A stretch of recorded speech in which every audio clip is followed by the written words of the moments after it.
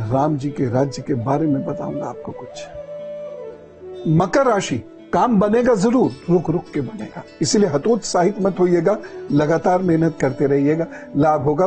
बस एक सावधानी इस दिन जरूर बरतीना कि आप गुस्से में किसी को अपशब्द मत कहिएगा। उपाय क्या करना है, सरसों के तेल का दान कीजिए, वो जी सब ठीक करेंगे। कुंभ राशि, जिन लोगों को श्वास की, खासतौर से सांस की दिक्कत रहती हो, उनको विशेष रूप से ध्यान रखने की इस दिन आवश्यकता है।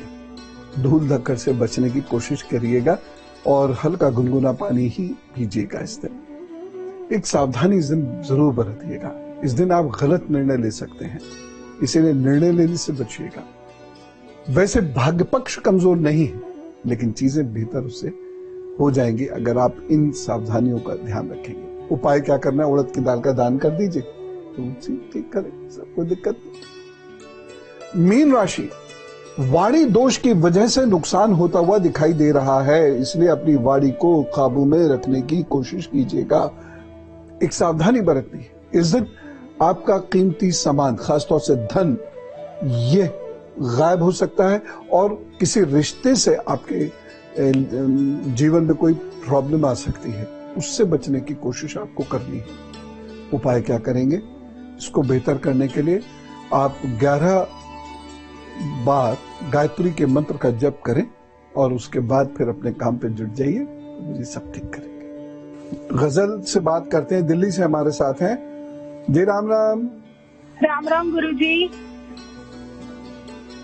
चरण स्पर्श गुरुजी। डेट ऑफ बर्थ बताइए। गुरुजी मेरी डेट ऑफ बर्थ है 7 नवंबर डेट ऑफ बर्थ बताओ। 7 नवंबर 1997। टाइम है 10:55 AM। प्लेस है सोनीपत हरियाणा। बर्थ प्लेस सोनीपत हरियाणा जी। गुरुजी मेरी हथेली और तलवों में हमेशा पसीने आते हैं, इष्ट देव और उद्देश्य क्या है, शादी के योग कब है, मेरा बृहस्पति नीच का, तो मैरिड लाइफ कैसी रहेगी, जो लाइफ पार्टनर होगा वो ड्रिंकिंग या स्मोकिंग तो नहीं करता होगा, और मेरा भाग्य कैसा है। जहां तक आपके शादी की बात है, तो शादी का समय आपका शुरू हुआ ही समझिए। शादी का समय शुरू हो रहा है, हो गया है। इस साल के अक्टूबर से लेकर अगली साल की दिसंबर तक का समय शादी के लिए महत्वपूर्ण है। इस समय आपका विवाह हो सकता है। दूसरी बात, आपका और आपके पति का जो सोचने का तरीका है, जो दिमाग है, वो बिल्कुल अलग रहेगा। तीसरा एक उपाय यह है कि एक तांबे का छल्ला आप कनिष्ठा में सबसे छोटी उंगली में बुधवार को धारण जरूर कर लीजिएगा। और रही बात हथेलियों में पसीना आने की, ये नर्वसनेस की निशानी है।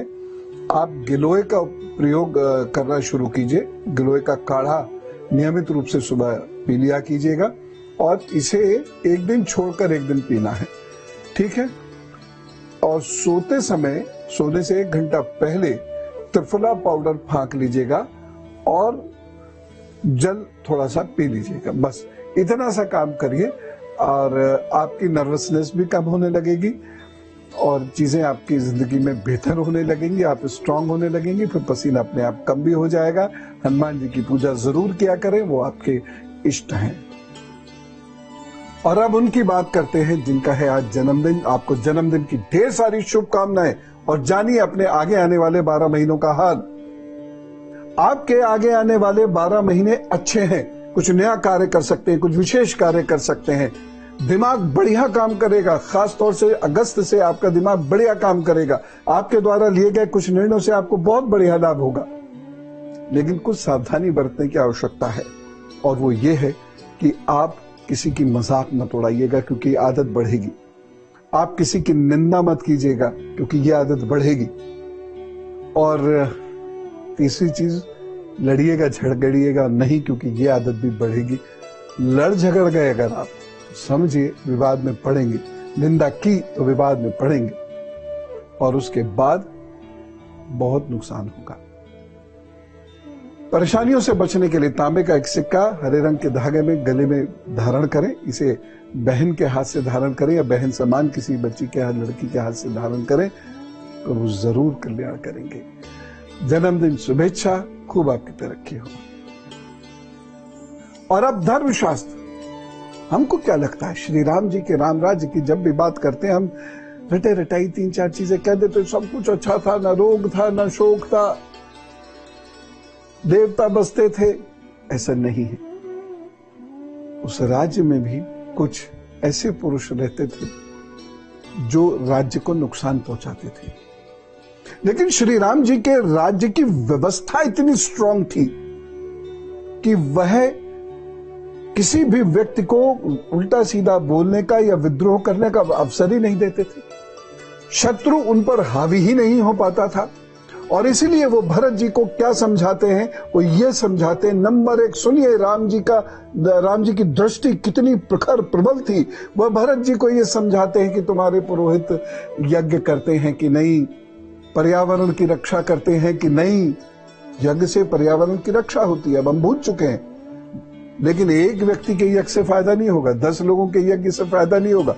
करोड़ों लोग यदि यज्ञ करेंगे तो उससे पर्यावरण की रक्षा होगी, क्योंकि यज्ञ की जो संविधा होती थी, वैसे आजकल तो ऊट पटांग चीजें भी उस संविधा में पढ़ने लगी हैं, लेकिन जो शास्त्रीय विधि से या आयुर्वेदिक विधि से जो यज्ञ की संविधा बनती थी, वो जब धुआं वातावरण में फैलता है तो उसके बाद वातावरण में एक अजीब सी चेतना, ताजगी होती है और पोल्यूशन कम होता है, सांस की दिक्कतें कम होती है और बहुत सारी परेशानियां कम होती हैं।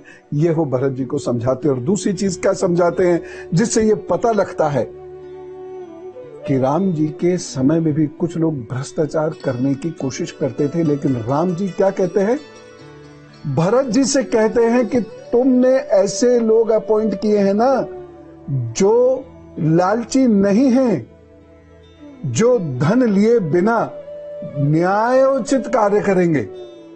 श्री राम जी भरत जी को समझाते और कहते हैं कि ऐसे लोग जब विभिन्न पदों पर आसीन होते हैं तो राज्य के अंदर भ्रष्टाचार कभी नहीं होता। और भी बहुत सारी बातें हैं श्री राम जी के राम राज्य के बारे में। मैंने तो आपको एक संकेत मात्र दिया है जिससे आपको यह पता चले कि आप जिनको भगवान मानकर पूजते हैं वो सच में कितने महान थे, उनकी सोच क्या थी, उनका कार्य कितना प्रबल था। तो उनके प्रति प्रेम और श्रद्धा भाव आपके मन में और बढ़ गया। और अब गुरु मंत्र में प्रतिष्ठा के लिए एक बहुत गजब का उपाय, अपने घर में गंगा जल जरूर रखिए, गंगा जल बांटा भी कीजिए और साथ ही साथ हर वर्ष पूरे जीवन कोई से 43 दिन लगातार तांबे का एक सिक्का किसी भी बहते हुए जल में प्रवाहित कर दिया कीजिए। प्रतिष्ठा बढ़ेगी और उसका लाभ भी आपको नौकरी या व्यापार या पढ़ाई या इंटरव्यूज में जरूर होगा। तो आज हमने प्रतिष्ठा के बारे में जाना कि प्रतिष्ठा के लिए एक कौन सा अचूक उपाय है।